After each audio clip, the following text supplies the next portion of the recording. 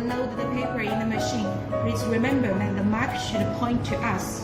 When we load the paper, there's something important to be noticed, that we have to make sure the marks, the paper is in a horizontal line. Now we're going to show you how to put the blade into the blade holder. Firstly, you put it in, and then you turn a little bit to adjust the tip length of the blade. Please remember the tip length of the blade should be similar to the first layer of the paper. Okay, firstly we loose the screw.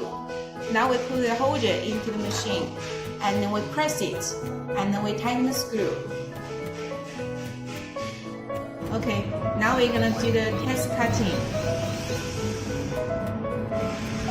We press pause button, and the cut will cut a small square, and then we check if it's decent. Okay, now we check the blade cut through the paper, both two layers. That means two possibilities. One is because that the tip length of the blade is a bit too much, so we need to adjust the tip length of the blade. We can turn a little bit to make sure it's less longer than before, and then we put back,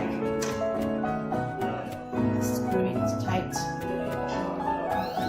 and we can do another test to check.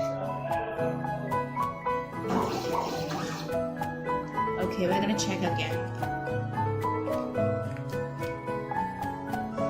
This cutting force should be okay.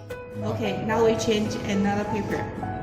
Please remember, first the mark should point to us, and the paper should be in the same horizontal line. This is the USB cable. We use this cable to connect the port to the computer.